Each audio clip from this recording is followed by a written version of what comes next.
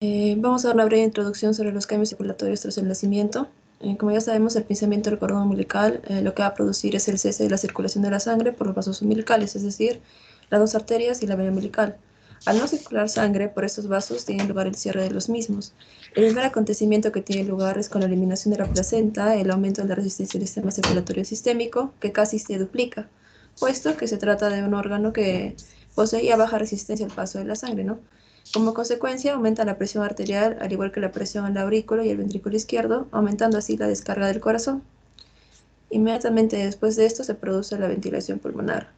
En el estado fetal, las resistencias de los vasos sanguíneos que irrigan los pulmones son altas, puesto que están sometidos a la compresión por parte de los pulmones, que en este caso poseen un volumen reducido. Sin embargo, con el primer aliento, los vasos sanguíneos pulmonares sufren vasodilatación. De esta forma, se disminuye la resistencia del flujo sanguíneo que pasa por los pulmones, disminuyendo así la presión arterial pulmonar y la presión de la aurícula y el ventrículo derecho. La resistencia vascular pulmonar también se reduce. Con el pinzamiento del cordón umbilical y primer aliento, es decir, la primera ventilación pulmonar, tienen lugar unos cambios decisivos e irreversibles en la circulación fetal, como son el cierre del foramen oval, el cierre del conducto arterioso y el cierre del conducto venoso. En este gráfico podemos ver también de manera más esquemática cuáles son los cambios circulatorios que se da. Pueden ver que el conducto arterioso se convierte en el ligamento arterioso, el foramen oval que se convierte en la fosa oval, el ductus venoso que se convierte en el ligamento venoso, así como la vena umbilical que se convierte en el ligamento redondo. Ya habiendo dado esta introducción, vamos a hablar acerca de las cardiopatías congénitas como tal. A ver, un segundito, ¿ya? Sí, doctor. No sé si puedan ampliarla, porque lo que me están proyectando es una imagen tan pequeña que no alcanzo a leer nada. No es culpa de la interrupción, pero necesito que eso lo amplíe. ¿Ya? Gracias. Sí, doctor, a ver. Listo.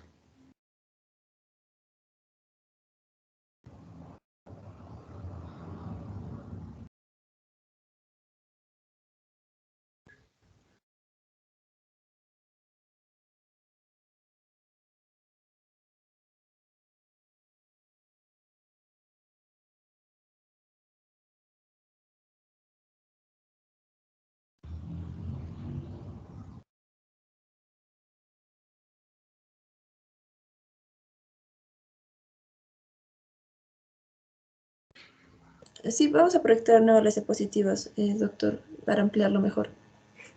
Bueno, listo. Y otro detalle más. No tengo la relación de los que están haciendo el seminario. Está al final. Sí, doctor. Listo. Porque no sé quién es quién. Quién expone, qué tema.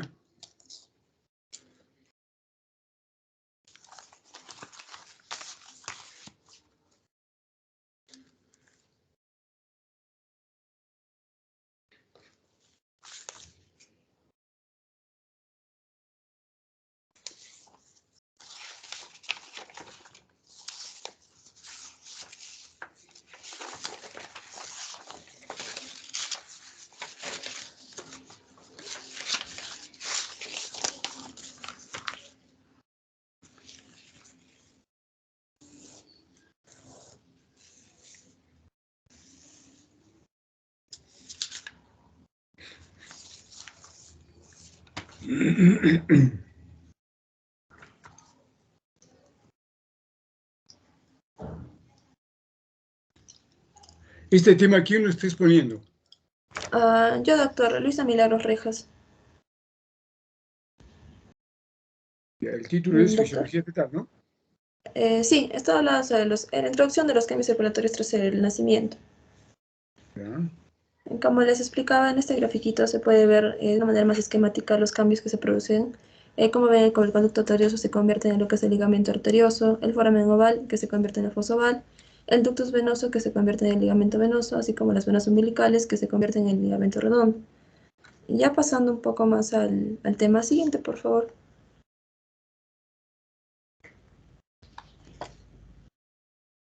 Hablaremos de la etiología de las cardiopatías congénitas.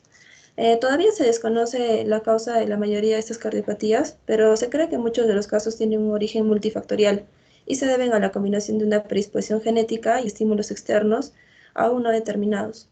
Un pequeño porcentaje de las cardiopatías congénitas está relacionado con las anomalías cromosómicas, conocidas, en especial las trisomías de los cromosomas, la 21, la 18, la 13 y el síndrome de Turner.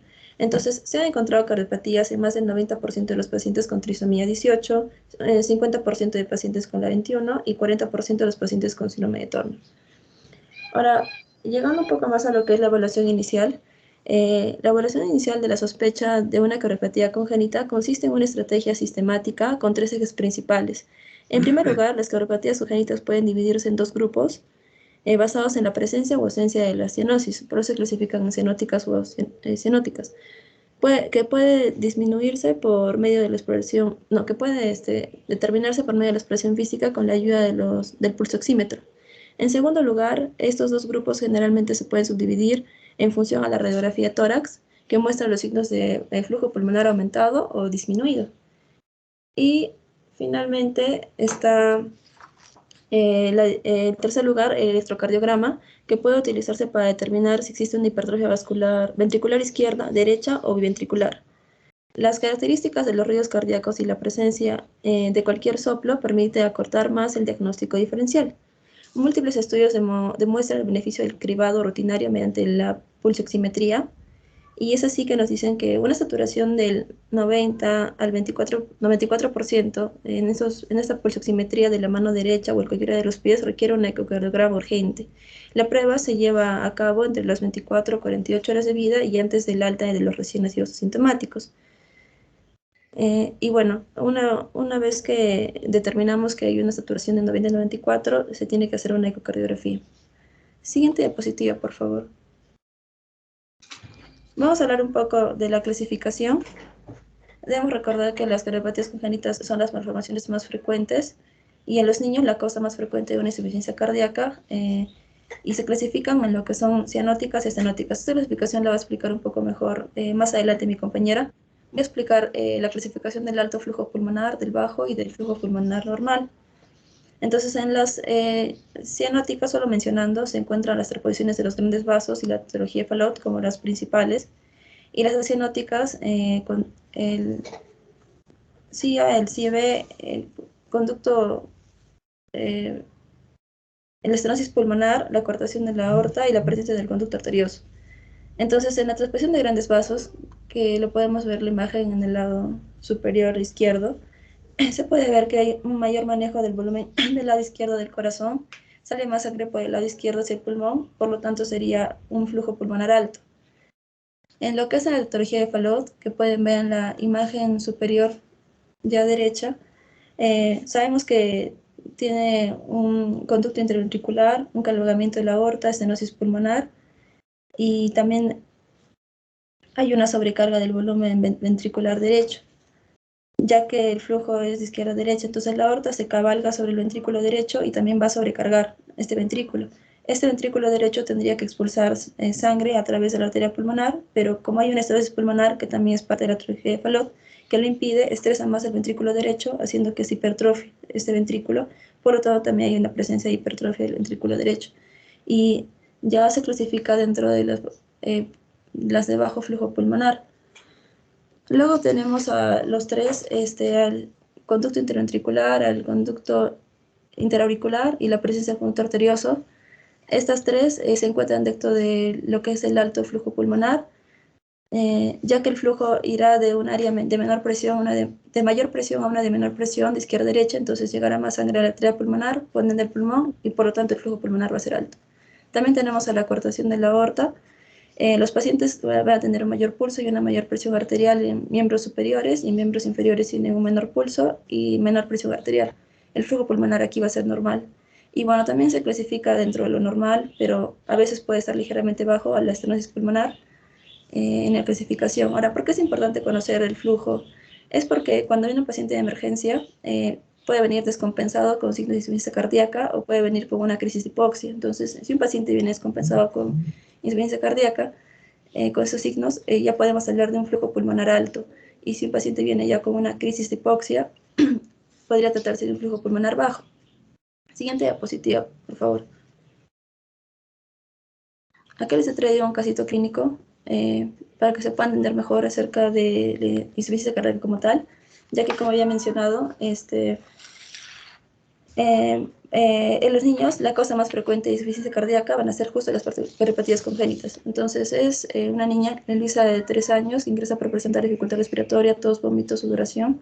A la exploración física encontramos un GLaSO 13, una frecuencia cardíaca de 190 por minuto, frecuencia respiratoria 60, temperatura está 37.5, la presión arterial 90/60, el peso 6 kilos, la talla 65 centímetros, satura 85%, facies down, pálida, llena capilar menos de 2 segundos, no pliegue, el tórax deformado en la región superior izquierda, rotaciones subcostales, intercostales, choque de punta fuera de la línea medio clavicular, debajo del quinto espacio intercostal izquierdo, se encuentran en los pulmones roncos y sibilantes, y el hígado está a 3 centímetros por debajo del reborde costal derecho, no hay presencia de edemas.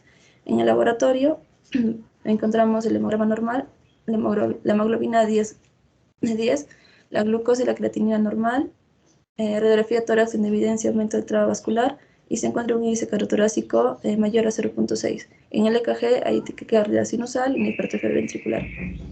Entonces, como podemos, vamos a tratar un poco mejor el caso clínico posteriormente, pero para recalcar lo que es la clínica, vemos que los pacientes van a presentar principalmente irritabilidad, lactancia entrecortada, baja de peso, sudoración profusa. Esos principalmente son propios del lactante. También hay lo que es la hepatomegalia, la taquicardia, la taquipnia, dificultad respiratoria y disnea. La disnea como el hallazgo, el primero en el que aparece y los más frecuentes. También se puede encontrar aleteo nasal y tirajes. En el caso de un cortocircuito de izquierda a derecha, como pueden ver en la imagen, bueno, en el gráfico de la derecha inferior, el volumen de sangre que sale del ventrículo izquierdo va a depender del volumen de sangre que sale del ventrículo izquierdo, del tamaño del agujero, si es restrictivo o no restrictivo, si es único o múltiple, y depende de la resistencia pulmonar. Y esto es lo que determina si la sangre, ¿no?, que va a ir del ventrículo izquierdo al ventrículo derecho, a la arteria pulmonar, a la aurícula izquierda y así sucesivamente. Entonces, en los que son cianóticos, el volumen que tenía que ir directamente a la aorta va hacia el ventrículo derecho y va hacia la arteria pulmonar dilatándola. Esto va a hacer que el pulmón se congestione y va a ir hacia la aurícula izquierda y la dilata.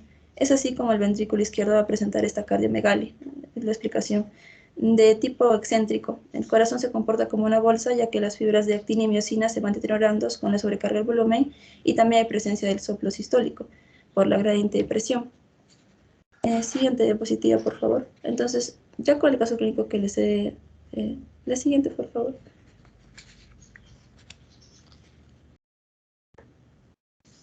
Sí, gracias. Ya con el caso clínico que les he relatado, he señalado acá los principales signos. Como pueden ver, la clínica característica de esta paciente sí cumple con los criterios. El hígado de 3 centímetros debajo del borde costal, una hepatomegalia, insuficiencia respiratoria, el choque de punta. También la paciente presenta la sudoración, que es un hallazgo característico de patologías cardiológicas. Y vamos a hablar un poco de la radiografía. Para medir lo que es el índice cardiotorácico, entonces ya sabemos, ¿no?, que es la sumatoria, la relación entre el diámetro cardíaco horizontal máximo y el diámetro interno torácico horizontal máximo. Se suman, como pueden ver en la gráfica, y el porcentaje o el resultado final, si sale en un recién nacido más a 0.6 por 0.6, me está diciendo que sale una cardiomegalia. Si es de menor de 2 años con un valor de más de 0.55, también es sugestivo de una cardiomegalia, y mayor de 2 años, igual en un valor de más de 0.5, me habla ya de una cardiomegalia. Es así como se mide en la radiografía. Entonces mi paciente también mostraba un índice cardiotorácico más de 0.6, lo cual también indica que hay una cardiomegalia. Y también el EKG no me habla de una taquicardia sinusal, una hipertrofia ventricular. Vamos a hablar un poco de la clasificación de Ross, que es una clasificación de la insuficiencia cardíaca en niños. Se clasifica en 4 clases: el asintomático, el segundo tipo va a ser sintomático pero sin pérdida de peso, y el tercero sintomático pero con pérdida de peso, y el cuarto sintomático al reposo. Siguiente diapositiva, por favor. Y ya finalmente, como el tratamiento, se sostiene bajo 3 pilares, lo que es para la precarga, la poscarga y el aumento de la contractibilidad.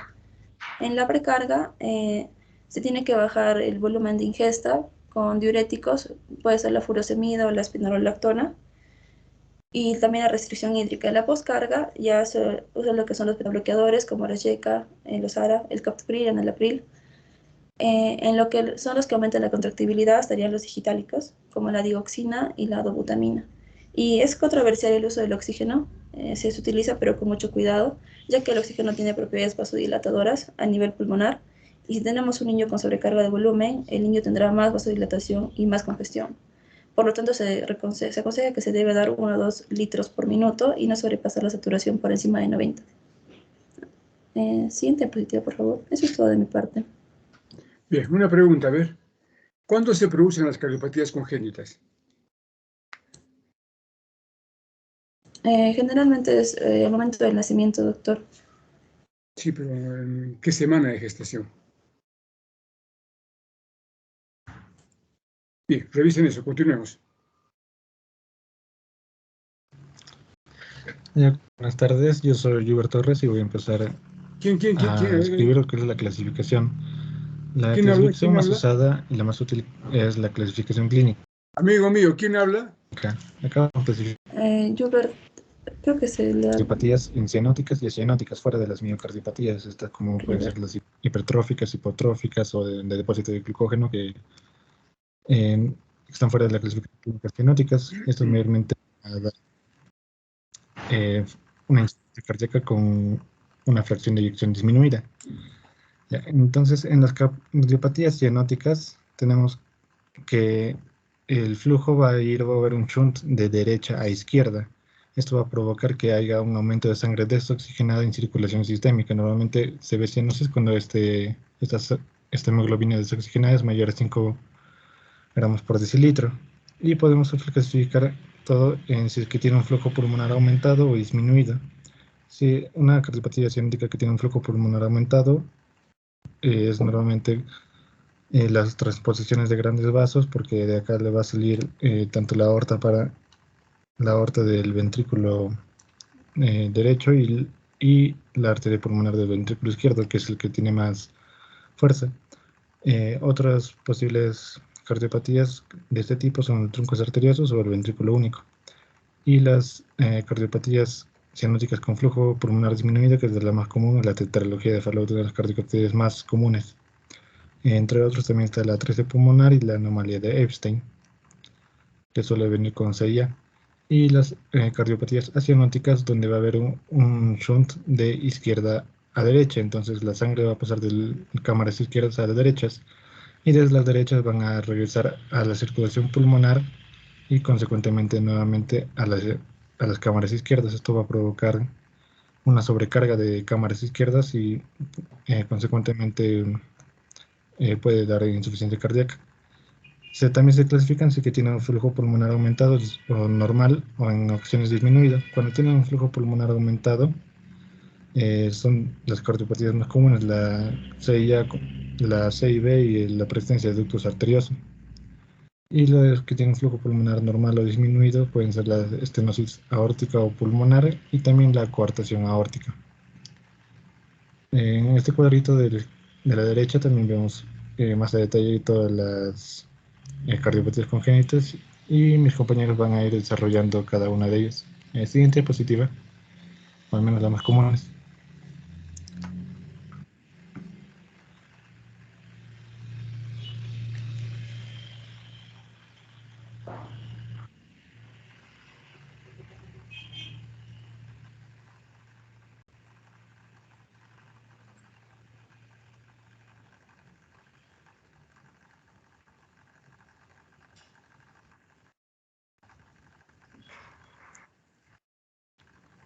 Liz. No te escucho. Liz, siguiente diapositiva.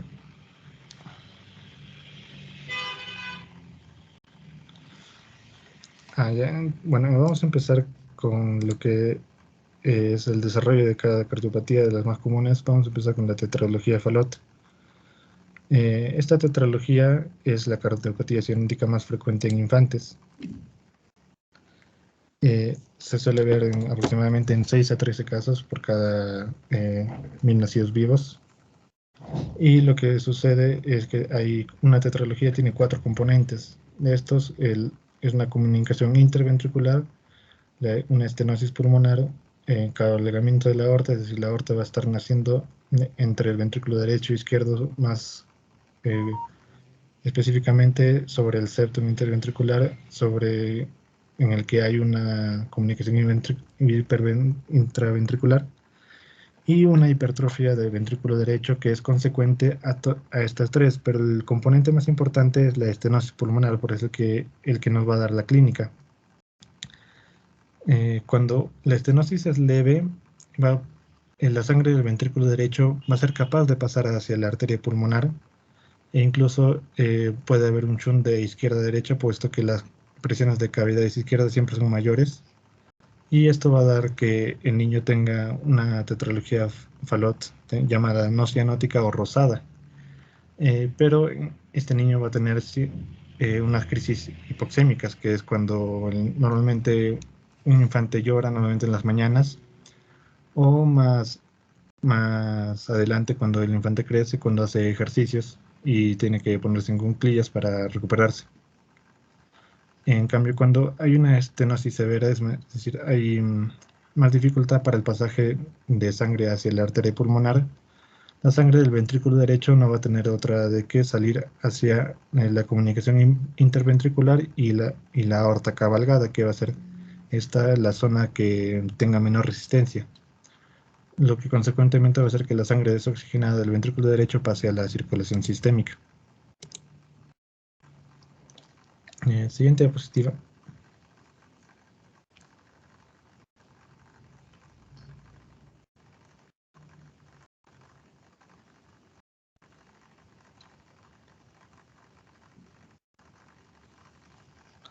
Ya, en cuanto para diagnosticar esta tetralogía de Fallot, tenemos la clínica, que puede ser variada dependiendo de, como ya mencioné, de la estenosis pulmonar, que es el componente más importante. Va a haber un soplo sistólico pulmonar que es producto de esta estenosis. Normalmente cuando la estenosis es mayor, la sangre va a dejar de pasar hacia la arteria pulmonar y este soplo va a disminuir. Este soplo también suele disminuir cuando hay crisis hipoxémicas, puesto que en las crisis hipoxémicas va a haber mayor necesidad de oxígeno y va a haber mayor shunt de derecha a izquierda, y consecuentemente el niño puede presentar cianosis, palidez, irritabilidad, llanto. Si es que es un niño grande, está haciendo ejercicio, suele ponerse en cuclillas para recuperarse, porque esto aumenta la resistencia vascular periférica, y también puede llegar incluso hasta la pérdida de conciencia y el coma. Estos niños con tetralogía de Fallot suelen tener también un retardo en el crecimiento ponderal, o suelen ser anormales. También, como ya mencioné, la cianosis suele presentarse mayormente al año. La mayoría de pacientes llegan a tener cianosis. Pacientes también tienen taquimia, y la hipoxemia crónica puede dar otros síntomas como poliglobulia, acropaquia, ferropenia, entre otros. Y para diagnosticarlo tenemos el uso de exámenes auxiliares, como puede ser el electrocardiograma, en donde se va a ver el crecimiento de cavidades derechas, dadas por una desviación del eje hacia la derecha, y una onda R prominente en B1 y una S prominente en B6. También se puede ver un bloqueo de rama derecha, puesto que la hipertrofia y la dilatación del ventrículo derecho va a provocar un bloqueo de rama derecha. Esto suele estar muy pegada hacia el endocardio. También tenemos la radiografía, que es de lo más útil, porque suele dar imágenes características, como es la imagen en bota de Sueco o el signo del hachazo. El signo del hachazo es la disminución de la concavidad pulmonar. De la convexidad de la aorta pulmonar, se pone más cóncavo. Y también se eleva la punta del ventrículo por la hipertrofia del ventrículo derecho. Esto va a empujar el ventrículo izquierdo, y como tiene la punta, se va a ir más hacia arriba, como se ven en las imágenes. Pero algo importante a resaltar acá es que esta imagen en bota de Sueco suele verse cuando hay la hipertrofia del ventrículo derecho. Y esta hipertrofia del ventrículo derecho no suele darse siempre en etapas tempranas. Depende mucho del grado de estenosis pulmonar, pero normalmente en infantes mayores de 1 año ya tienen ya una hipertrofia del ventrículo derecho. En menores de 1 año puede verse simplemente una disminución del flujo pulmonar, que se va a ver como que el pulmón está más radiolúcido. Y el examen que más nos es útil para confirmar el diagnóstico es la ecocardiografía. Se puede usar tanto transtorácica como transesofágica. La transtorácica es menos invasiva y lo suficientemente útil y permite evaluar el grado de la comunicación interventricular, la localización subaórtica que tiene esta, el cabalgamiento de la aorta, la localización del estenosis pulmonar si es que es infundibular o en el propio anillo. También permite ver otras anomalías cardíacas que pueden ser de relevancia para el tratamiento quirúrgico, y el que vamos a ver ahora. Siguiente.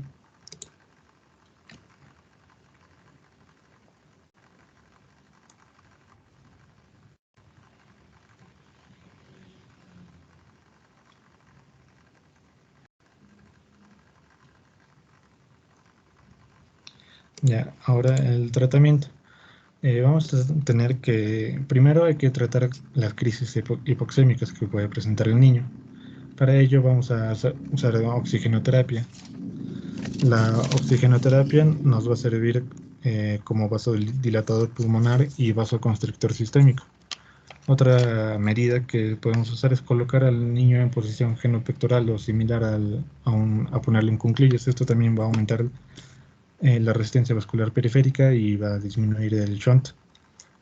También se puede administrar volumen, normalmente cloruro de sodio de 5 a 10 mililitros por kilogramo y morfina.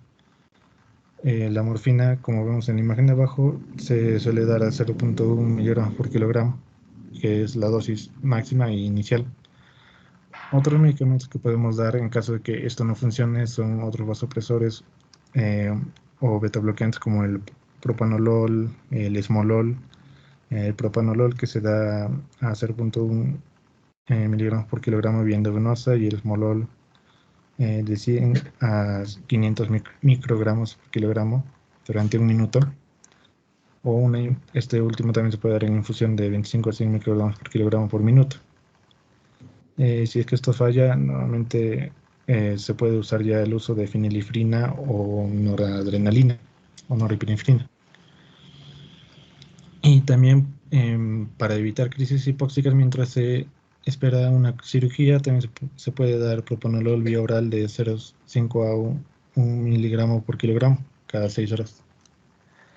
Y las cirugías tenemos dos, la cirugía de corrección total y la cirugía paliativa. La cirugía paliativa se usa simplemente cuando no se puede usar una cirugía de corrección total porque es bastante drástica. Y en caso de que presente una crisis hipoxémica muy grave, es una derivación sistémica pulmonar, por sistémica. Y también se llama shunt de Mallaud-Townsend, que es el médico el primero en realizarla. Se saca una rama de la arteria subclavia o de la carotida y se le hace una anastomosis hacia la arteria pulmonar, esto para aumentar el flujo pulmonar. Y la cirugía de corrección total es el tratamiento definitivo tanto para los niños que presenten tetralogía rosada o la cianótica. Y básicamente tiene que cerrar la comunicación interventricular con un parche y agrandar o permitir el flujo hacia la arteria pulmonar. Y esto va a depender de dónde está la estenosis. Si la estenosis está en la propia válvula pulmonar, se puede resecar un poco y poner un parche transanular. Y normalmente esto va a dejar insuficiente a la válvula pulmonar. Pero en caso de que la estenosis sea subvalvular más infundibular, simplemente se puede resecar y aumentar el calibre del infundíbulo para que haya un correcto pasaje y si es necesario también colocar un parche transanular. Mi parte, doctor. Muchas gracias. Bien, a ver, Jubel, ¿Cuáles son las complicaciones de la tetralogía de Fallot?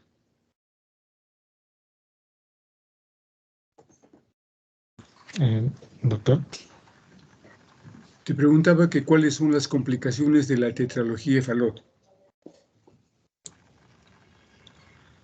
las complicaciones de la tetralogía de Fallot es que estos niños van a tener un retardo en el crecimiento, los shuntos, clase de shuntos, van a provocar un aumento de riesgo de infecciones en el corazón, como son las endocarditis.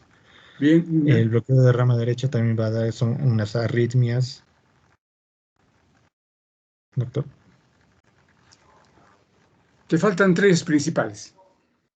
Has mencionado una, endocarditis infecciosa. ¿Qué más? Las arritmias, la insuficiencia cardíaca. Bien, revisen eso. ¿Quién sigue? Yo, doctor, buenas tardes. Soy Milagros Choque. Milagros. Sí. Bueno, ahora vamos a continuar nuestra exposición del seminario con la transposición de grandes vasos. Como vemos en la imagen, esta va a ser una patología caracterizada por una discordancia en la conexión ventrículo-arterial, en la que la aorta puede nacer completamente o en su mayor parte del ventrículo derecho, y la arteria pulmonar también puede salir de manera completa o en su mayor parte del ventrículo izquierdo. La incidencia varía entre el 0.02 al 0.05 de todos los nacidos vivos y corresponde del 7 al 8% de todas las cardiopatías congénitas. Es más frecuente que esta enfermedad se presente en los varones con una proporción de 2 a 1. Y en el 20% de los casos, esta patología se asocia a una comunicación interventricular, y cuando se asocia a otras anomalías, como por ejemplo las de arco aórtico o estenosis pulmonar, recibe la denominación de transposición compleja. Esta transposición de grandes vasos no se va a relacionar con cromosopatías y no se conoce bien un factor etiológico específico. Sin embargo, es más frecuente que se dé en hijos de madres diabéticas, en madres con alto consumo de alcohol y madres desnutridas. Siguiente, por favor. El síntoma más común de la transposición de los grandes vasos en un recién nacido es la cianosis, que como nosotros sabemos es el color azulado de la piel en el primer día de vida. Esta cianosis se va a notar en las primeras horas de vida en aproximadamente la mitad de los bebés y dentro de los primeros días de vida en la mayoría de ellos. El grado de cianosis que va a presentar nuestro paciente se va a relacionar con la presencia de otros defectos que permiten que la sangre se mezcle, como por ejemplo una comunicación interauricular o un conducto arterial persistente. También tenemos la presencia de otros síntomas que puede experimentar el niño, que son la respiración rápida, la respiración dificultosa, la frecuencia cardíaca acelerada, y también puede presentar la piel fría o pegajosa. Como vemos ahí la imagen de un niñito recién nacido que presenta cianosis y es un caso de transposición de grandes vasos. Siguiente, por favor. Luego tenemos el diagnóstico, que nos vamos a ayudar de la radiografía de tórax. Como vemos en la imagen, vamos a ver una sombra cardíaca que puede tener el aspecto clásico de huevo colgado de una cuerda con un mediastino superior angosto, como vemos ejemplificado ahí. También podemos hacer uso del electrocardiograma, ecocardiograma, donde va a mostrar una hipertrofia ventricular derecha, pero que también puede ser normal para un recién nacido en algunos casos. Como también vemos ahí en la imagen, que está ejemplificado. Y finalmente también podemos ayudarnos de un cateterismo cardíaco, pero por lo general no se requiere de esto para el diagnóstico, pero puede realizarse para agrandar la comunicación interauricular o quizás para definir mejor la anatomía compleja de la arteria coronaria. Siguiente, por favor. Bueno, tenemos estudios donde se han comparado el pronóstico de los pacientes de acuerdo al diagnóstico que se les realizó, el diagnóstico prenatal versus postnatal, y los resultados han sido favorecedores al diagnóstico prenatal con una mortalidad postquirúrgica del 0%. Y de no ser posible que nosotros realicemos el diagnóstico prenatal, debemos considerar de vital importancia la detección temprana dentro de las primeras 2 horas de vida, con pruebas sencillas y de bajo costo, como es el tamizaje cardíaco con una oximetría de pulso. La transposición de grandes vasos va a ser una cardiopatía bastante peculiar, y estos cambios van a ocurrir dramáticamente en las primeras horas después del nacimiento, que puede llevar rápidamente a nuestro paciente a un compromiso hemodinámico temprano y la muerte. Por eso se usa las prostaglandinas, una evaluación y clasificación adecuada, son procedimientos esenciales previos a la cirugía. La intervención quirúrgica temprana que vamos a tener aquí debe ser dentro de las primeras 2 semanas de vida y tiene mejor pronóstico tanto por las modificaciones en la anatomía ventricular como en las comorbilidades asociadas a una estancia intrahospitalaria prolongada. Bueno, todo esto es en cuanto a la transposición de grandes vasos. Siguiente, por favor. Ahora tenemos la comunicación interauricular. Esta también es una cardiopatía congénita frecuente, aproximadamente se va a dar en un 7% y representa, como dije, un 7% de todas las cardiopatías congénitas. Como vemos en la imagen, es un defecto en el septo interauricular que va a permitir el paso de sangre entre las dos aurículas. Y las consecuencias hemodinámicas van a depender tanto de la localización y del tamaño del defecto y también si está asociado quizás a otros defectos. Siguiente, por favor. Acá tenemos una pequeña clasificación que nos vamos a poder guiar en la imagen. Vamos a ver la CIA o comunicación interauricular de Ostium secundum, que va a corresponder al 70% de todas y va a ser más frecuente en mujeres y hay una recurrencia familiar del 7 al 10%. Se va a localizar en la región de la fosa oval, como vemos, en la parte central del septo y puede asociarse a una comunicación interauricular del seno venoso y en algunos casos también al prolapso de la válvula mitral.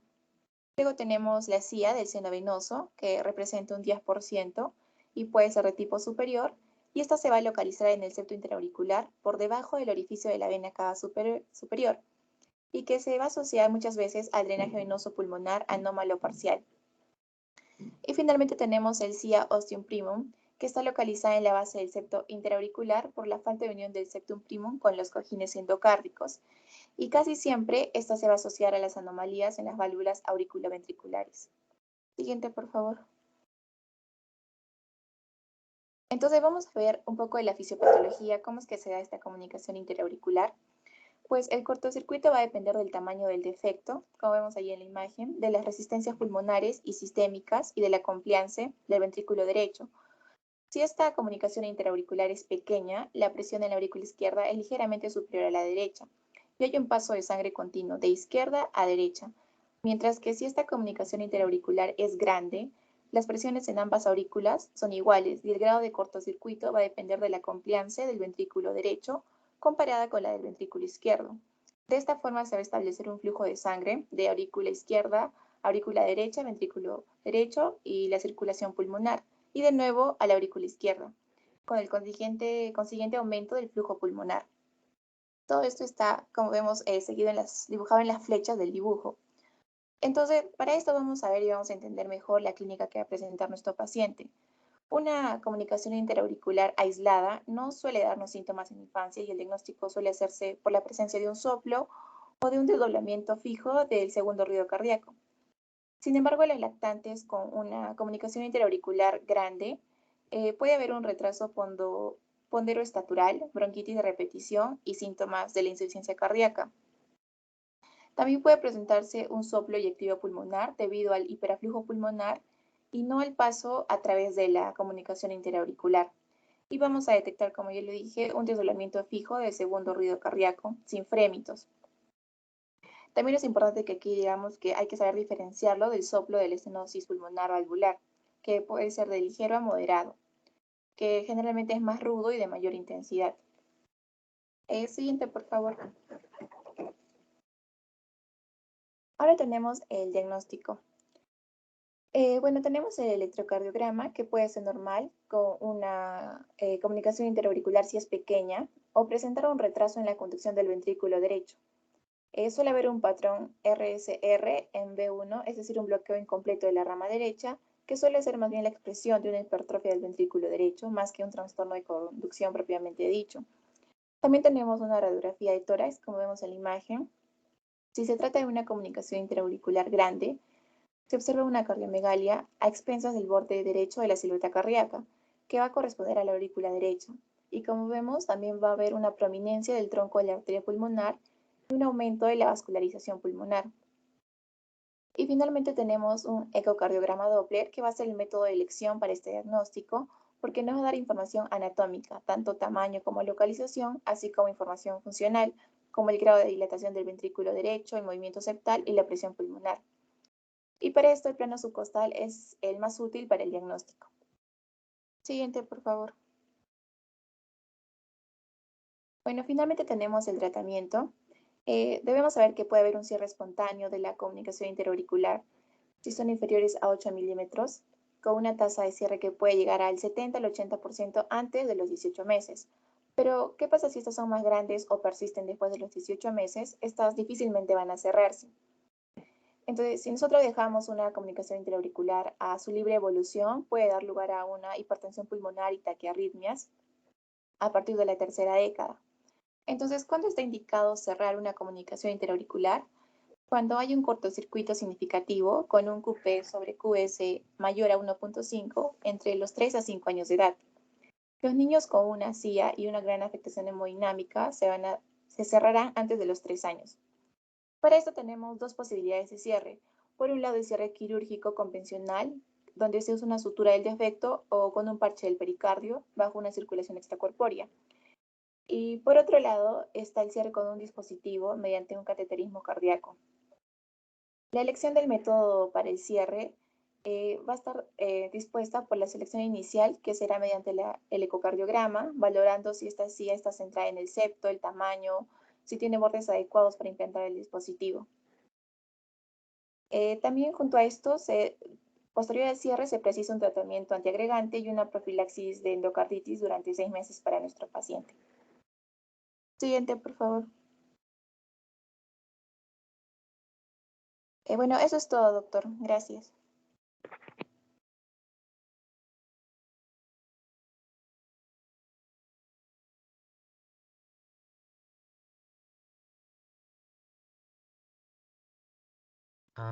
Bueno, buenas tardes con todos. Doctor, yo voy a continuar hablando sobre la comunicación interventricular. Soy Exmer Daniel. ¿Me escucha, doctor? Y bueno, Amigo, ¿me estás Sí, escuchando? sí, doctor. Sí. Estamos haciendo una pregunta a tu compañera Milagros. Y la Ah, pregunta es si la transposición de grandes vasos es ducto dependiente.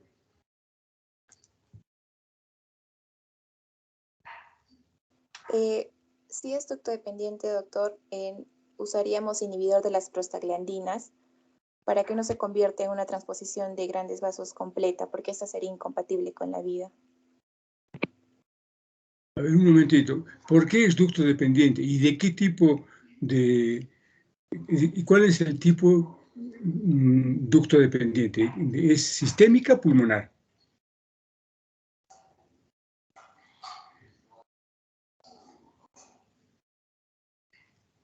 ¿Milagros? Sí, doctor, es ducto dependiente porque necesita que haya este cortocircuito entre el lado derecho e izquierdo del corazón. Bien. Continúa. ¿Quién sigue? ¿Quién sigue? Exmer Daniel, doctor. ¿Daniel qué? Valcárcel, doctor. Exmer Daniel. Sí, doctor. Muy bien, Bueno, escuchamos. voy a hablarles sobre la comunicación interventricular y esto lo vamos a considerar como una cardiopatía congénita cianótica de flujo pulmonar aumentado, caracterizada por un defecto anatómico en el septum interventricular, permitiendo una comunicación entre el sistema sanguíneo sistémico y el pulmonar a través de un cortocircuito de izquierda a derecha, debido a la diferencia de presiones entre ambos sistemas. Ahora, en la prevalencia, esta comunicación es una de las lesiones cardíacas congénitas más comunes y es la forma más habitual de cardiopatía congénita, que supone un 15 a 20% de estos defectos, sin contar con las que forman parte de las cardiopatías congénitas cianóticas. Y en cuanto a su anatomía patológica, vemos que el tabique interventricular puede dividirse en una pequeña porción membranosa y una gran porción muscular. El tabique muscular va a tener 3 componentes: el tabique de entrada, el tabique trabecular y el tabique de salida, también llamado infundibular o del cono. Y en el caso del tabique trabecular se subdivide en las porciones anterior, posterior, medial y apical. Por tanto, la comunicación interventricular se puede clasificar como defecto membranoso, de entrada, de salida o infundibular, mesotrabecular o mesomuscular, trabecular o muscular anterior, trabecular posterior o apical muscular. Siguiente diapositiva, por favor. Y bueno, justo en estos casos de defectos membranosos, tenemos 4 puntos: los defectos membranosos, los musculares, los de salida y los de entrada. En los membranosos, los defectos septales, ventriculares, membranosos se encuentran justo debajo de la válvula aórtica y detrás de la valva septal de la válvula tricúspide. Y debido a múltiples factores están involucrados en el cierre embriológico de la región que abarca el tabique membranoso. Y esta región es el sitio más común de la comunicación interventricular y hablamos de un 70% de los casos. En el caso de los defectos musculares va a ser un 5 al 20% y pueden localizarse a lo largo de la unión pared septal libre del ventrículo derecho, en el tabique muscular central o en el tabique apical. En los defectos de salida van a tener una ubicación superior y anterior dentro del componente, de este componente 3, se denominan los defectos subpulmonares o de salida, también llamados supracristal, infundibular o subarteriales doblemente comprometidos. Y en el caso de los defectos de entrada, los efectos de este canal o de entrada ocurren en la parte posterior y superior entre el anillo de la válvula tricúspide y las uniones de la válvula tricúspide a la pared y el tabique del ventrículo derecho, y van a representar aproximadamente un 5% de estas comunicaciones interventriculares. Sí, siguiente diapositiva. Sí, en la fisiopatología, esta dirección del cortocircuito en la comunicación interventricular no cianótica es izquierda-derecha. Además, hay una disminución inmediata de la resistencia vascular pulmonar y una disminución continua y más gradual que se extiende durante semanas o meses. Como resultado, el ventrículo izquierdo neonatal se contrae contra la alta resistencia vascular sistémica, mientras que el ventrículo derecho se contrae contra la circulación pulmonar de menor resistencia. En ausencia de obstrucción del flujo de salida, la diferencia en la resistencia entre los lados los lechos vasculares determina la dirección de la derivación a través de la comunicación interventricular después del parto. Y dado que la resistencia vascular sistémica es considerablemente más alta que la alta resistencia vascular pulmonar, en la mayoría de los pacientes la dirección de la derivación será de izquierda a derecha. También vamos a encontrar una sobrecarga de volumen, ya que el volumen debería irse hacia la aorta, va hacia el ventrículo derecho y luego a la arteria pulmonar, y va a terminar dilatándola, congestionando el pulmón. Crece la aurícula izquierda y el ventrículo izquierdo y se produce una cardiomegalia de tipo excéntrica, ya que las miofibrillas se pueden deteriorar y el corazón se va a adelgazar.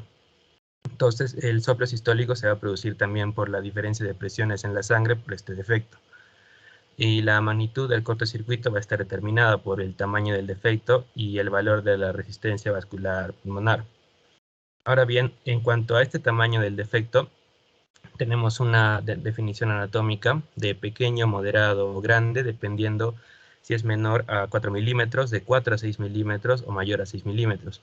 Y también consideramos el tamaño de la derivación intracardíaca determinada por una relación entre el flujo sanguíneo pulmonar y sistémico. En el caso de pequeño, moderado o grande, si es menor a 1.5, de 1.5 a 2.3 o mayor a 2.3. Y en estos casos los defectos pequeños se muestran con alta resistencia al flujo y permiten solo una pequeña derivación de izquierda a derecha, y la presión del ventrículo derecho permanece normal o solo mínimamente elevada, y las presiones de la arteria pulmonar y la resistencia vascular pulmonar son normales, y hay poco aumento en el trabajo del ictus ventricular. En los efectos moderados, la magnitud de la derivación de izquierda a derecha depende principalmente del tamaño del defecto y de la diferencia de presión entre el ventrículo derecho y el izquierdo. Y en los defectos grandes ofrecen poca resistencia al flujo, se le llama también defectos irrestrictos, y la presión en los ventrículos es igual y funciona como una cámara de bombeo común con 2 salidas. Y la magnitud de la derivación depende de la resistencia vascular sistémica y pulmonar relativa. Y a medida que la resistencia vascular pulmonar disminuye, existe una gran derivación de izquierda a derecha que va a generar un aumento del flujo sanguíneo pulmonar, un aumento del retorno venoso pulmonar y aumento de la carga de volumen hacia el ventrículo izquierdo.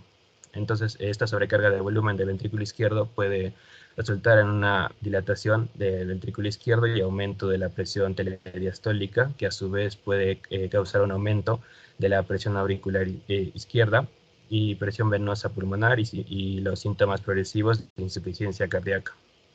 Ahora, siguiente diapositiva, por favor. Bueno, en cuanto a las características clínicas, los lactantes con la comunicación interventricular pequeños y restrictivos suelen permanecer asintomáticos.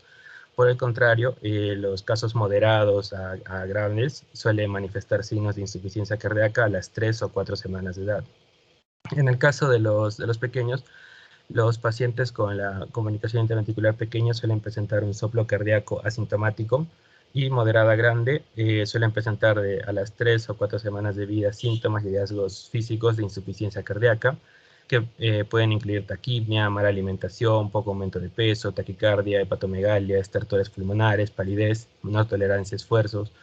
Y al examen físico se puede percibir la presencia de palpación precordial, en el caso de palpar un frémito sistólico en el tercer o cuarto espacio intercostal izquierdo, en el borde esternal izquierdo, el soplo sistólico, que incluye un soplo sistólico áspero soplante de 2 a 3 de 6 de intensidad, que se escucha mejor en el borde esternal medio izquierdo inferior.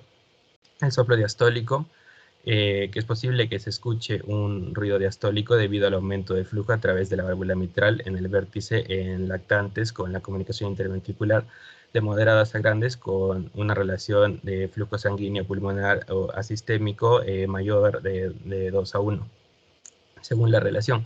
Y también la presencia de un segundo ruido cardíaco fuerte en el borde esternal superior izquierdo que indica una presión arterial pulmonar elevada.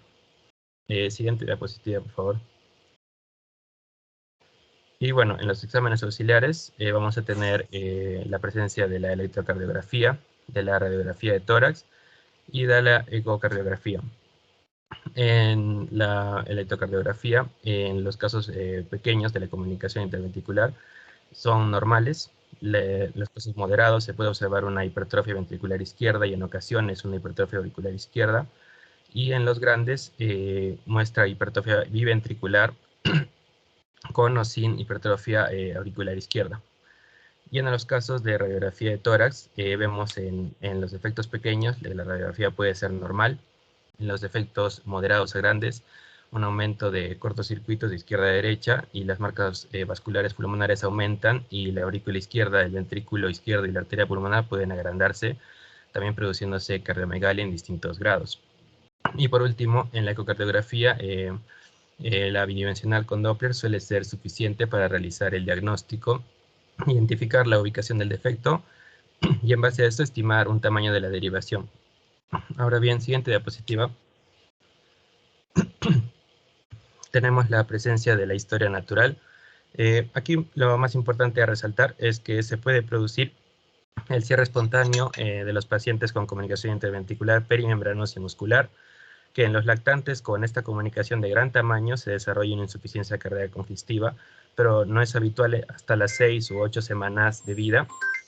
También que la vasculopatía pulmonar obstructiva puede iniciar su desarrollo entre los 6 y 12 meses de edad en los pacientes con comunicaciones interventriculares graves, pero el cortocircuito derecha-izquierda resultante no suele desarrollarse hasta la adolescencia. Y en el caso de la estenosis infundibular puede desarrollarse en algunos lactantes con defectos grandes y provocar una disminución de la magnitud de cortocircuito izquierda-derecha con una aparición ocasional de un cortocircuito derecha-izquierda. Siguiente diapositiva. Y como último paso en esta patología tenemos el tratamiento, que el enfoque depende de la presencia y gravedad de los síntomas, la probabilidad de cierre espontáneo y riesgo de complicaciones a largo plazo, que podían prevenirse mediante una intervención temprana. Y estos factores están dictados principalmente por el tamaño del defecto, la magnitud de la derivación de izquierda a derecha también. Y nos basamos en un tratamiento médico o quirúrgico dependiendo del caso. Médico varía según la gravedad de los síntomas de insuficiencia cardíaca, pero los diuréticos son el pilar de la terapia. Y aunque los inhibidores de la enzima convertidora de angiotensina se han utilizado en el pasado, su eficacia puede ser mínima y ya no se utilizan de forma rutinaria. Y en casos graves se pueden utilizar agentes inotrópicos intravenosos. Y en el seguimiento, los pacientes son monitoreados para ajustar la dosis de régimen médico y para detectar cualquier evidencia de hipertensión pulmonar que pueda indicar la necesidad de una reparación quirúrgica. Aquí vemos en estos casos de un tratamiento médico variando si es un caso leve, moderado o grave, con el uso de la furosemida o la furosemida acompañada con la espironolactona. Y a pesar de, en los casos graves, de la indicación quirúrgica, también se requiere un tratamiento médico de terapia de diuréticos endovenosos, de suplementación calórica, antibióticos ante sospecha de una neumonía bacteriana, tratar anemia si estuviera presente, y los agentes inotrópicos.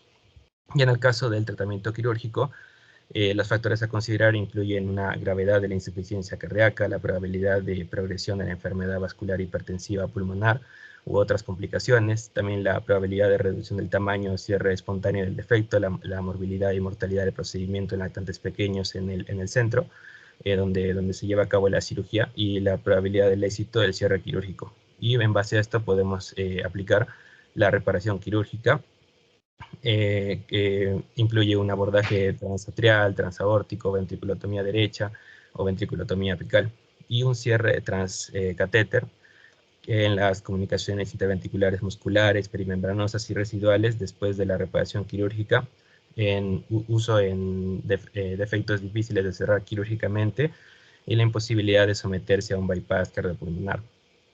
Y en estos casos la mortalidad se ha descrito como inferior al 1%. Y bueno, el objetivo del cierre de la comunicación interventricular es aliviar o prevenir los síntomas de insuficiencia cardíaca e intervenir antes de que se desarrolle una enfermedad vascular hipertensiva pulmonar, que puede ocurrir tan pronto como a los 6 meses en pacientes de alto riesgo. Siguiente diapositiva, por favor. Bueno, y como segundo caso tenemos el ductus arterioso persistente. En este caso, su prevalencia se va a observar en el 5 al 10% de estas cardiopatías. Es más frecuente en varones que en mujeres, con una proporción de 1 a 3. Y en la anatomía patológica se trata de la persistencia de la permeabilidad de una estructura fetal normal entre la arteria pulmonar y la aorta descendente, es decir, a unos 5 a 10 milímetros distal al origen de la arteria subclavia izquierda. Y el ductus suele tener una forma cónica, con un pequeño orificio en la arteria pulmonar que restringe el flujo sanguíneo. Este ductus puede ser corto, largo, rectilíneo o tortuoso. Siguiente diapositiva. Como principales manifestaciones clínicas en la anamnesis, cuando el ductus es pequeño, los pacientes suelen estar asintomáticos. Cuando hay un ductus arterioso persistente con un gran cortocircuito, puede originar una infección en las vías respiratorias bajas, atelectasia, insuficiencia cardíaca congestiva, acompañada de taquipnea y escaso aumento ponderal, y puede existir también disnea de esfuerzo en los niños con ductus arterioso persistente con gran cortocircuito. Y en la exploración física, los lactantes con insuficiencia cardíaca congestiva pueden presentar taquicardia y taquipnea. Los hallazgos característicos en los casos grandes son unos pulsos periféricos saltones con amplia presión diferencial, con una presión sistólica elevada y una menor presión diastólica. Y estos hallazgos no se producen con un cortocircuito pequeño.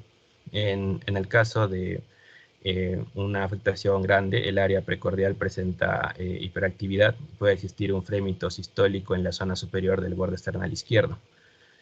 También un soplo continuo o en maquinaria de grado de 1 a 4 a 6, que se ausculta en el área infraclavicular izquierda en la zona superior del borde esternal izquierdo. Y si se desarrolla una vasculopatía pulmonar obstructiva, el cortocircuito ductal derecha-izquierda solo provoca cianosis en la mitad inferior del cuerpo, una cianosis diferencial. Siguiente diapositiva. Como uno de los últimos puntos tenemos el diagnóstico, que es similar en el anterior caso con la presencia de la electrocardiografía, la radiografía y la ecocardiografía, que en los casos pequeños o moderados del caso de la electrocardiografía se observa un electrocardiograma normal o con una hipertrofia ventricular izquierda, y en los casos grandes ya una hipertrofia biventricular. Los puntos de la radiografía también son muy similares al anterior caso, y en la ecocardiografía este se ha convertido en un procedimiento de elección para confirmar el diagnóstico y evaluar la la relevancia funcional en estos casos. Y el ductus arterioso persistente puede visualizarse en la mayoría de los pacientes.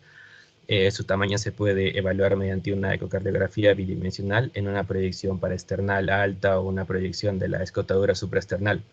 Los estudios Doppler realizados con el volumen de muestreo en la arteria pulmonar inmediatamente proximal a la abertura del ductus pueden ofrecer una información funcional significativa.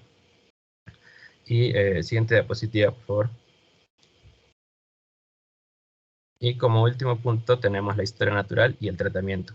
En la historia natural, al contrario que en los recién nacidos prematuros, el cierre espontáneo del ducto arterioso persistente es infrecuente en los recién nacidos a término y en los niños. Esto se debe a que el ductus arterioso persistente en los recién nacidos a término proviene de una anomalía estructural del músculo liso del ductus. Y si el cortocircuito es grande, se desarrolla una insuficiencia cardíaca congestiva o neumonía recidivante. Si se deja sin tratamiento, uno de estos casos graves, con hipertensión pulmonar, se puede desarrollar una vasculopatía pulmonar obstructiva. Y aunque sea raro, se puede desarrollar un aneurisma del ductus arterioso persistente que podría romperse durante la edad adulta. Y por último, el tratamiento. Podemos considerarlo como médico, también el caso del cierre no quirúrgico y el cierre quirúrgico. Y el médico, tenemos que la indometacina es ineficaz en los lactantes a término y no debería utilizarse. También otra medida es que no es necesario restringir el ejercicio en ausencia de hipertensión pulmonar. Y la oclusión no quirúrgica del ductus arterioso persistente se ha convertido en el estándar de asistencia en muchos centros, salvo en pacientes con muy bajo peso al nacer. Y el cierre no quirúrgico, para el procedimiento de los ductus pequeños, menores a 3 milímetros, se cierran con varios tipos de coils, como los coils Yanturco, de acero inoxidable, y los de mayor tamaño con un dispositivo oclusor ductal Amplatzer. Y en cuanto al cierre quirúrgico, en las indicaciones y cronología se reserva para los pacientes en quienes no se considera aplicable una técnica no quirúrgica de cierre. Y para cerrar un ductus pequeño sin consecuencias hemodinámicas, muchos centros utilizan un dispositivo intervencionista en lugar de la intervención quirúrgica. Y el procedimiento en estos casos es la ligadura y la escisión a través de la toracotomía posterolateral izquierda sin circulación extracorpórea. Y la técnica de ligadura con clip mediante cirugía tocaroscópica videoasistida. En la mortalidad, se menciona que esta mortalidad es nula con ambas técnicas quirúrgicas. Y como posibles complicaciones, aunque infrecuentes, es posible lesionar el nervio laringio recurrente, el nervio frénico izquierdo o el conducto torácico. Aunque sea rara, es posible también la recanalización o reapertura del ductus tras la ligadura simple. Y bueno, siguiente diapositiva. Esto sería todo respecto a mi parte, doctor.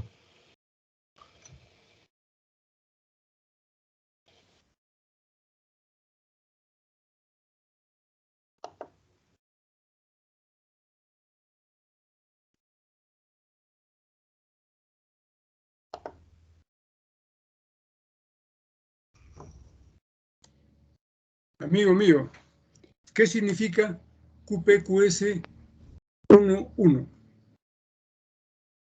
Disculpe, doctor, ¿qué significa, qué siglas? No, ¿qué significa la relación QPQS 11? Sí, doctor. Es la relación entre el flujo sanguíneo pulmonar y el sistémico. El QP de pulmonar y el QS sistémico, dependiendo si es pequeño, moderado o grande. No, ¿qué significa el resultado 1-1? Si es 1-1 es que es un caso de defecto pequeño. Defecto pequeño. Revisa eso. Muy bien. ¿Quién sigue? Yo, doctor, Liz Lady Venturañari.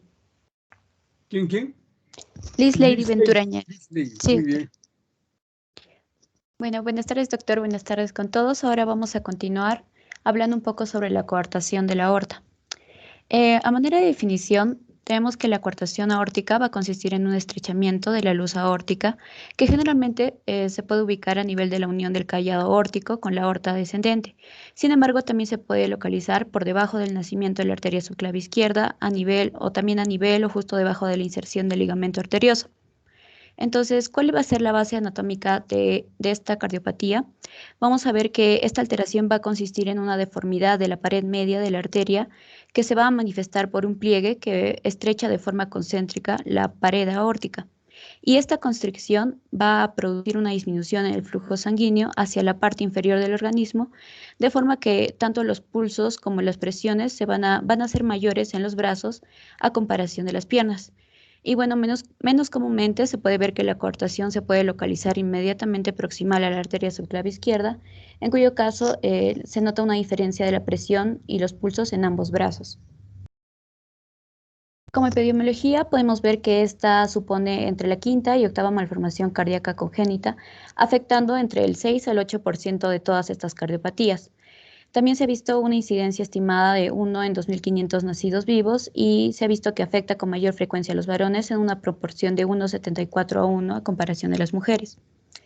En cuanto a su clasificación, la primera clasificación realizada por Bonnet se decía que esta patología podía dividirse en función a la anatomía y a la edad de la presentación, ya que se decía que la preductal solamente se presentaba en niños y la postductal en adultos. Sin embargo, esta se desechó ya que ambos tipos se pueden presentar a cualquier edad. Es por eso que ahora se clasifica la coartación según 3 tipos de parámetros. En la primera tenemos la función de la edad en función a la edad, que es neonatal, infantil y también del adulto. El segundo parámetro es según el segmento de presentación, que puede ser justaductal, ísmica y también en el arco transverso. Y por último, según la presencia o no de las lesiones asociadas, que puede ser simple o compleja. Podemos ver que las lesiones asociadas, una coartación aórtica simple se va a definir como la que se presenta sin lesiones intracardíacas que tengan importancia, con o sin la persistencia del ductus asociado. Sin embargo, las coartaciones complejas van a presentar patologías, va a estar asociado a patologías cardíacas importantes. Y bueno, normalmente estas coartaciones complejas suelen diagnosticarse mucho más precozmente. Y vamos a ver que la lesión más frecuentemente asociada va a ser la válvula aórtica bicúspide, que se presenta en una proporción alrededor de un 30-80%. También tenemos los defectos septales interventriculares, que se observa hasta en un 55%. También tenemos la estenosis subaórtica en un 25%. Y también se describen las lesiones obstructivas izquierdas que estén asociadas a esta coartación. Dentro de estas podemos destacar la hipoplasia de cavidades izquierdas y también la alteración del aparato valvular mitral. Debemos recordar que toda esta asociación de múltiples lesiones obstructivas que estén asociadas a la coartación se define como un síndrome de Sjögren. También podemos ver que está asociado al defecto del septo auricular ventricular y también a la transposición de grandes arterias. También vemos que esta también se puede estar asociada a alteraciones extracardíacas vasculares, como por ejemplo aneurismas intracraneales en el alrededor de un 13%, y también la presencia de la arteria subclavia derecha anómala en un 4 o un 5%. También se ha visto que en alrededor de un 30% de los pacientes con síndrome de Turner pueden presentar esta patología. Ahora, en cuanto a su fisiopatología, vamos a ver que la coartación aórtica generalmente va a consistir en esta estenosis en la parte superior de la aorta torácica a nivel del ductus. Y bueno, los cambios hemodinámicos que van a presentar los pacientes van a depender tanto de la severidad de la estenosis, así como también de la presencia o no de las lesiones asociadas y también de su complejidad. Entonces, al haber la presencia de coartación, esta va a aumentar la resistencia al flujo de la salida del ventrículo izquierdo, lo cual va a elevar la presión telediastólica del ventrículo izquierdo y también de la aorta y también de sus ramas.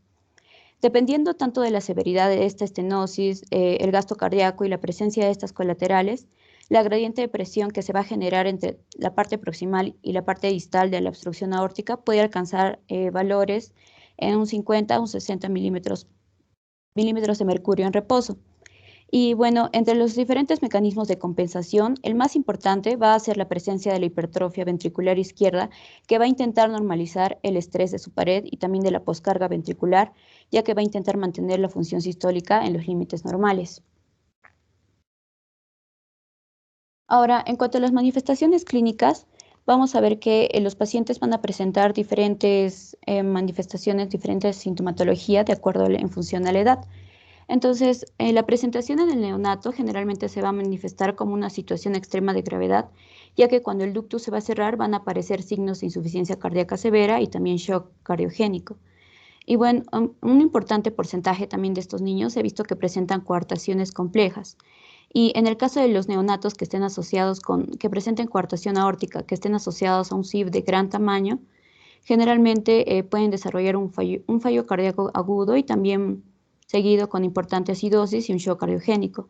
Todo esto puede derivar en un fracaso multiorgánico y la muerte si no se comienza rápidamente tanto con el tratamiento médico y quirúrgico. La manifestación clínica característica del paciente con coartación aórtica va a consistir en una discrepancia tanto en el pulso y la presión arterial sistólica entre los miembros superiores e inferiores. Los pulsos van a estar disminuidos por debajo de la coartación y la presión sistólica va a estar aumentada en las extremidades superiores y se observa una gradiente de presión tanto entre miembros superiores e inferiores, generalmente mayor a 20 milímetros de mercurio. A la auscultación también se puede escuchar lo que es un soplo sistólico eyectivo en el borde externar superior izquierdo y la base con también irradiación en el área interescapular izquierda. Y bueno, también dependiendo de las lesiones asociadas se pueden aparecer otros ruidos cardíacos. En cuanto a la sintomatología en lactantes, generalmente va a ser más larvada. Esto quiere decir que se presenta con síntomas que pueden ocultar su verdadera naturaleza. Y estos pueden ser los más frecuentes, son tanto la taquimia y las alteraciones de crecimiento. Incluso los padres pueden describir en el niño tanto irritabilidad, sudoración y dificultad de la alimentación. También nos resulta infrecuente diagnosticar coartaciones tanto en niños mayores o adultos y bueno, estas coartaciones van a ser más frecuentemente simples y moderadas. Entonces, en la historia clínica pueden manifestarse con intolerancia al ejercicio o incluso fatiga similar a lo que es la claudicación en las extremidades inferiores. Y en la exploración clínica también esta va a depender tanto del desarrollo de las colaterales, por lo que a veces los pacientes pueden estar completamente sintomáticos. Ahora, en cuanto al diagnóstico, vamos a tener de igual manera, igual que las anteriores patologías, además de haber realizado todo lo que es la evaluación clínica, estos exámenes auxiliares, primero tenemos lo que es el electrocardiograma. Este se ha considerado que no es específico en el neonato con coartación aórtica y generalmente puede mostrar lo que es una taquicardia sinusal, eje derecho e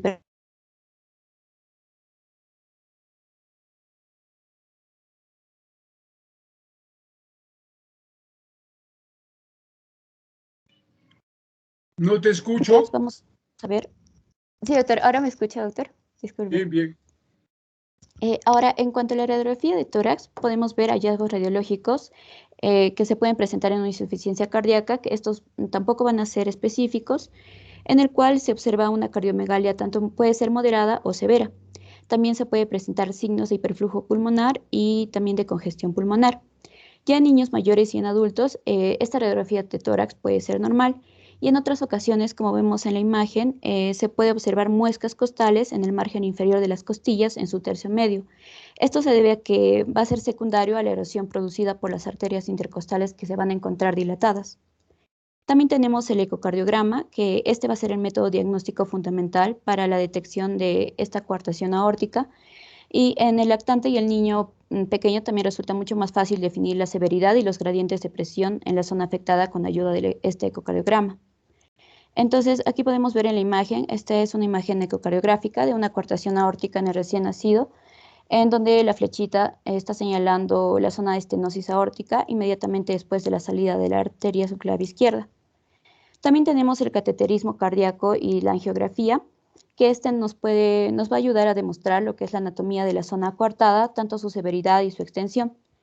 Se pueden considerar significativos estos gradientes cuando son superiores a 20 milímetros de mercurio. Sin embargo, se ha visto que tanto en neonatos y niños pequeños raramente se utiliza, ya que suele ser suficiente solo una ecocardiografía como método diagnóstico para poder indicar ya el tratamiento quirúrgico. Entonces, en la imagen podemos ver que es una coartación nativa distal a la subclavia izquierda en un adolescente que se obtiene mediante esta angiografía con catéter en el interior de la aorta para el tratamiento intervencionista.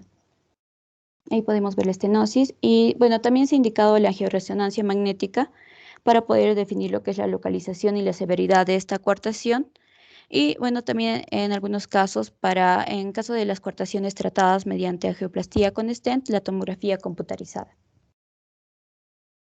Bien, ahora en cuanto a las complicaciones de manera general de la coartación aórtica, estas pueden incluir lo que es una hipertensión, También pueden incluir lo que son las infecciones. Estas pueden estar localizadas en la coartación o también sobre la válvula aórtica bicúspide asociada, una endocarditis infecciosa, el fallo ventricular izquierdo, también una disección aórtica debida a una necrosis quística de la media, y bueno, también accidentes cerebrovasculares que pueden deberse a la ruptura de algún aneurisma intracerebral congénito. En cuanto al tratamiento, se ha visto que la coartación de aorta sin tratamiento va a tener una historia natural desfavorable. Y bueno, entre las causas de mortalidad mucho más frecuentes son el shock cardiogénico, la rotura aórtica y la endocarditis bacteriana. Es por eso que primero vamos a dividir en tres: el médico, el quirúrgico y también el percutáneo. En cuanto al tratamiento médico, va a ser fundamental en el caso de que recién nacido se presente en estado crítico. Y bueno, va a ser de suma importancia mantener lo que es el flujo en la aorta distal a la coartación a través de la persistencia del ductus, para lo cual podemos utilizar lo que son la infusión de prostaglandinas, también el apoyo de la función ventricular tanto con inotrópicos y diuréticos, y en caso que fuese necesario la asistencia respiratoria mecánica. En cuanto al tratamiento quirúrgico, la cirugía va a permanecer siendo el tratamiento convencional para la mayoría de los niños portadores de coartación aórtica. Sin embargo, debemos considerar que ninguna técnica es superior en todos los pacientes. Entonces, el primer tratamiento quirúrgico vamos a ver que es la resección y la anastomosis término-terminal, en la cual una vez que la aorta ha sido correctamente movilizada y controladas las arterias colaterales, se procede al pinzamiento de ambos segmentos aórticos y se reseca la zona de coartación. Se debe tener especial cuidado en resecar lo que es la zona ductal para poder minimizar lo que es el riesgo de recortación. Aquí podemos ver en la imagen, la primera imagen, que es la imagen de la aorta descendente con la zona de coartación movilizada y también resecada, y el ductus arterioso ligado. En la segunda podemos ver lo que es después de la resección de la zona de coartación y la movilización extensa de la aorta descendente, se puede realizar una anastomosis término-terminal que va a eliminar el estrechamiento. Y bueno, en la tercera es una anastomosis término-terminal extendida que va a eliminar tanto la zona de coartación y la hipoplasia del istmo aórtico. Como segundo tratamiento quirúrgico tenemos la aortoplastía con parche, que esta va a consistir en la realización de una incisión longitudinal en la zona de la coartación, después de la movilización y el pinzamiento de la aorta proximal y distal a la misma, y también de la interposición de un parche ampliando lo que es esta zona estenótica. Entonces, en esta imagen podemos ver que es la técnica de aortoplastía con parche, en la cual esta va a necesitar menor movilización aórtica. Sin embargo, una de las desventajas podemos tener que no va a eliminar la zona de tejido ductal, ya que solo va a ampliar la zona estenótica. Como tercer tratamiento tenemos la aortoplastía con flap de subclavia, que esta también, de igual manera que las técnicas anteriores, se puede realizar a través de una toracotomía lateral, pinzando la aorta proximal a la arteria subclavia izquierda y a la zona de coartación. Y bueno, tenemos en la imagen la técnica de Woodhouse, que esta se puede observar donde se observa la aorta descendente y la arteria subclavia izquierda abiertas longitudinalmente, y posteriormente se va a seccionar lo que es la arteria subclavia y después se desliza sobre la aorta, sobrepasando la zona de la coartación, ampliando esta, como podemos ver en la imagen de su costado. Y por último, la interposición del injerto, que esta técnica se reserva más para pacientes adultos o niños mayores que hayan terminado la etapa de crecimiento, y esta va a consistir en la resección del tejido obstructivo, colocando en su lugar un homoinjerto o un tubo de Dacron en lugar del segmento de aorta resecado. Una de las principales desventajas de esta técnica va a ser el tiempo de oclusión aórtica. Entonces ahí también podemos ver en la imagen que después de la ligadura del ductus arterioso y la resección de esta zona de estrechamiento, se interpone en la zona resecada un injerto, que generalmente se utiliza el Dacron. Por último, tenemos el tratamiento percutáneo, que bueno, esta va a consistir mediante técnicas percutáneas, inicialmente también con la introducción de un catéter por vía femoral a través de la zona estenótica con un balón de angioplastía, que inflado a altas presiones va a conseguir romper la íntima y la media del segmento aórtico coartado. Sin embargo, se han visto algunos resultados iniciales que cuando esta técnica se utiliza en niños pequeños con coartaciones nativas, el índice de recurrencia llevaba hasta un 80% a corto plazo. Entonces podemos ver las complicaciones postquirúrgicas, entre las cuales vamos a tener la recoartación, que esta va a depender mucho de la edad de reparación y también de la técnica utilizada. También tenemos la paraplegia, que va a depender del tiempo del pinzamiento y también del daño que puedan presentar las colaterales aórticas. aneurismas, hipertensión arterial, también dolor abdominal que puede producirse al segundo o tercer día de la cirugía y bueno, que se pueda creer que esté relacionado con un componente vascular mesentérico. También la insuficiencia renal que pueda presentarse incluso antes de la cirugía en neonatos. Y bueno, en raras ocasiones también se ha visto que durante la cirugía el conducto torácico podría resultar dañado, por lo que podría observarse un quilotórax que pueda necesitar intervención quirúrgica. Y también, por último, la parálisis del nervio laringio recurrente que puede darse durante la movilización y la escisión del ductus arterioso. Y bueno, finalmente el pronóstico, este va a ser independientemente del procedimiento utilizado. Y bueno, se ha visto que la mortalidad tardía depende de la edad y el peso en el momento de la intervención, así como la severidad también de la lesión y la presencia de las lesiones cardíacas asociadas.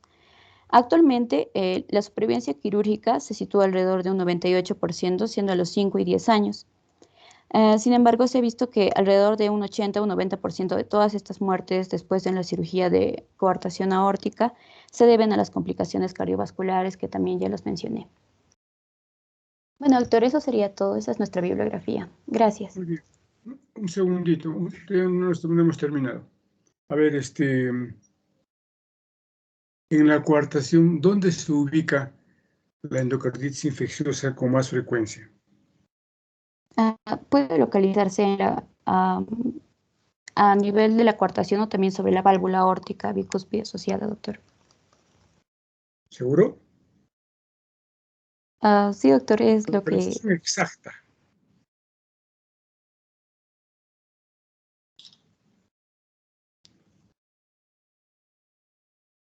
Bien. Entonces vamos a hacer unos comentarios finales. ¿Tienen tiempo o no tienen tiempo? ¿Por qué se pasaron de los 45 minutos?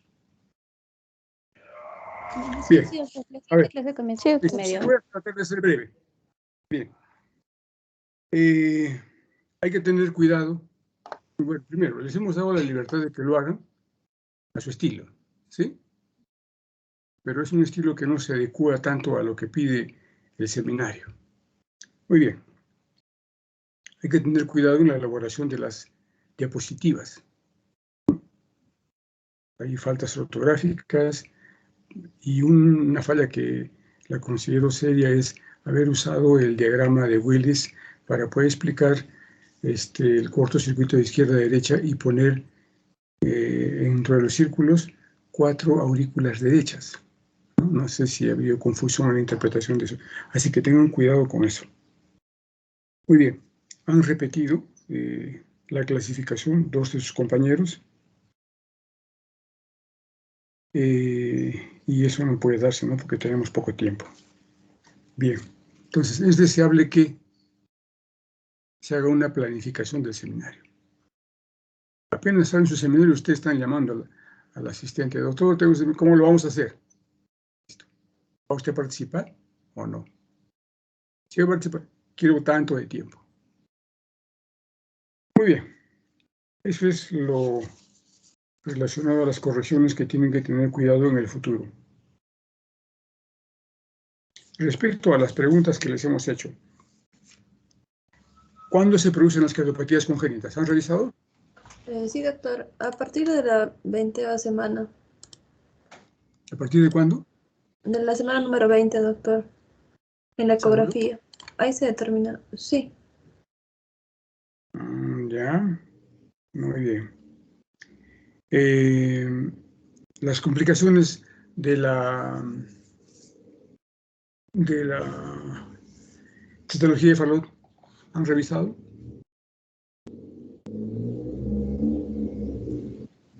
Sí, doctor. A ver. Ya habíamos mencionado la endocarditis ¿Ya? y la insuficiencia cardíaca. Otra complicación son las trombosis y de la endocarditis un pase a abscesos cerebrales. Bien. Muy bien. ¿Algo más? No, doctor, también otra posible complicación es una policitemia con ferropenia, que viene a ser parte de la clínica. Ya. Bien, las complicaciones entonces son, como tú bien has dicho, endocarditis infecciosa, trombosis, absceso cerebral, tendencia hemorragípara, porque tienen las plaquetas bajas. Y un error conceptual es proponer que las tetralogías de Fallot leves hacen crisis hipoxémicas. Las crisis hipoxémicas leves o rosadas son las que producen insuficiencia cardíaca. Son las únicas que pueden producir insuficiencia cardíaca. Después nunca. ¿Sí? Lo que producen las cardiopatías congénitas acenóticas no es falla cardíaca, es crisis hipoxémicas. Muy bien, revisen eso.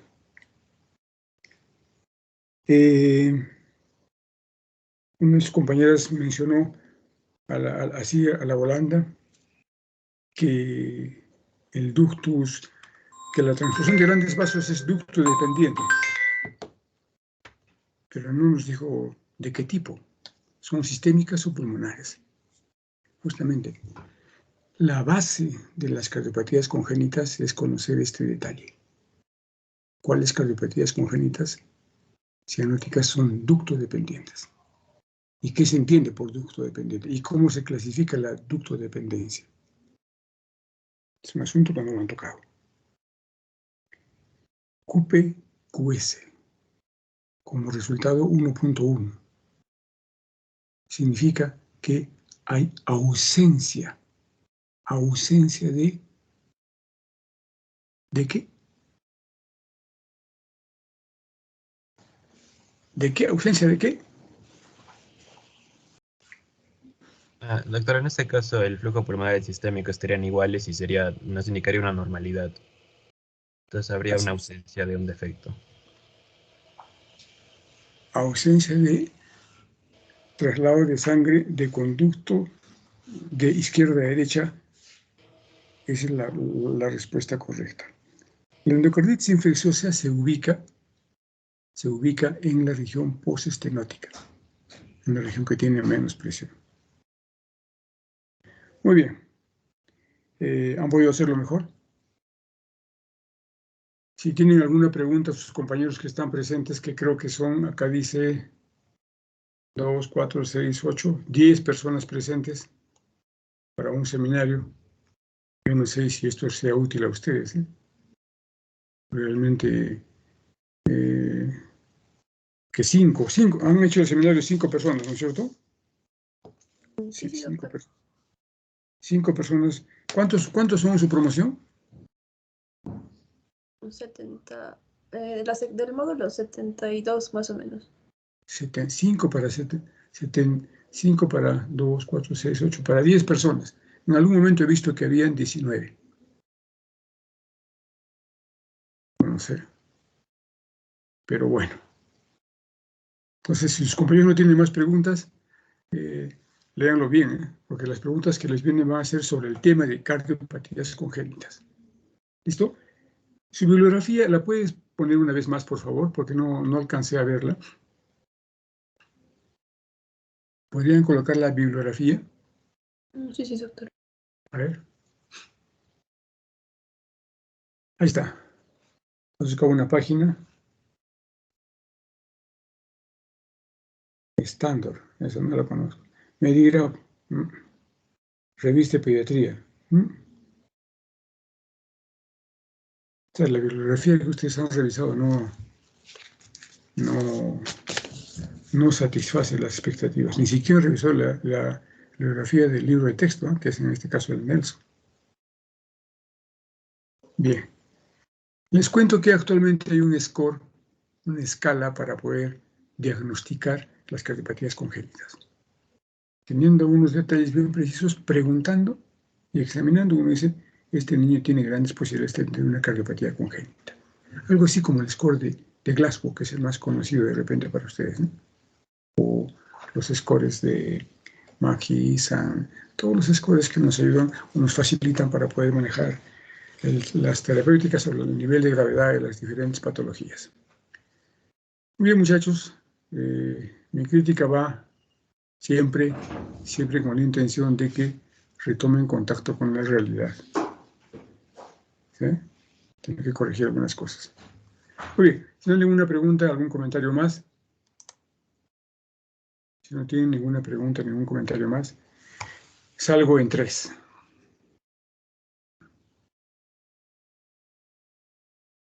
Hasta luego, doctor. Gracias. Hasta luego, doctor. Yo, Hasta luego. 3. Hasta luego.